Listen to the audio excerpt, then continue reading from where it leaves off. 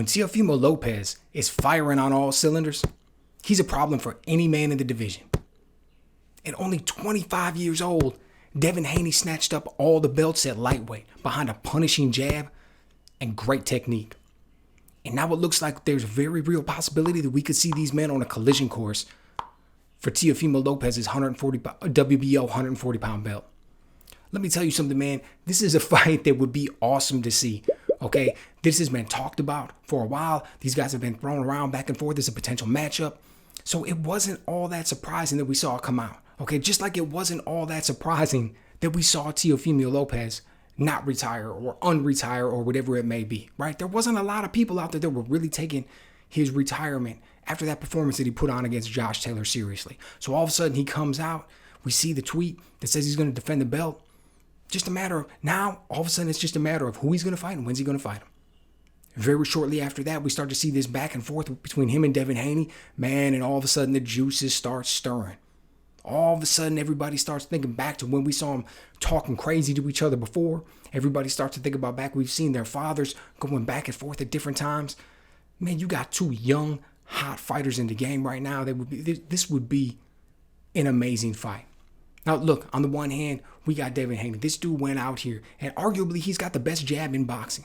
And he is just out there punishing people with it and just rides that between and a good right hand and the stance and the technique and the way he's able to fight from the outside and everything.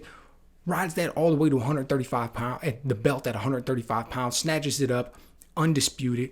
And in his last fight, he's able to go out there and get a win over Lomachenko. I mean, this dude is riding about as high as you can get. He said for a while that he's looking at leaving 135 pounds. We know that he's a big guy for the division. We know that he's got a big frame. He's not going to be able to make it forever. He's just getting older. He's just getting bigger. So him moving up to 140 pounds, it's just a matter of time. Now, he's going to carry the speed with him. He's going to be fast. He's going to have that great jab. The technique obviously isn't going to go anywhere.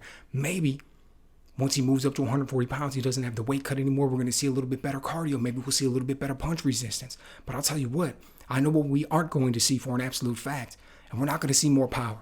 Man isn't going to move up from 135 to 140 and all of a sudden get more pop behind his punch. And he already was not known as a puncher at 135 pounds. When he moves up to 140, it's going to be interesting to see how these bigger guys decide to game plan around going against a guy like Devin Haney, who's incredibly skilled and got this good jab and all that, but doesn't have power. Do they decide they're going to start walking him down? Do they decide they're just going to start pushing on him? That's going to be interesting, right? Because think about that in this fight with Teofimo. Like I said, when he's firing on all cylinders, man, what can't he do? He's got a great jab, but he doesn't have to use it. He can pot shot you. He can work combinations. He can come forward. He can come forward and counterpunch you. He can counterpunch going backwards. He can come forward and lead. He can go backwards and put himself against the ropes and set traps for you and counterpunch. What if he's able to take away Devin Haney's jab with his explosiveness and his reflexes and the way he's able to control the distance? What if he's able to take away that jab because he's coming over the top of it? All of a sudden he comes forward behind hard body punches. What's Devin going to do? Have we seen those type of adjustments from him? From a guy who's in there who's just as fast or faster than him? Who's got that twitchy explosiveness? And he's working him hard behind body shots? Do you think Devin Haney's got the heart to be able to withstand that kind of type of a brutal fight and make it through? I mean, I'm not saying that he doesn't. I'm just saying, what do you think is going to happen in these situations, right? We're just throwing these hypotheticals out. Do you think he's going to be able to make the adjustments? What's going to happen if he comes out there and immediately just figures out a way to get that jab on Teo and he's just able to line him up and stay behind it for the first 4 or 5 rounds? Is Teofimo going to become mentally broken? Right? Because what we've seen from him in the past has never been a question of his physical skills. It's never been a question of his talent. It's never been a question of what we've actually seen him bring into the ring. It's always been a question of how he was going to show up on fight night mentally. What frame of mind was he going to be in?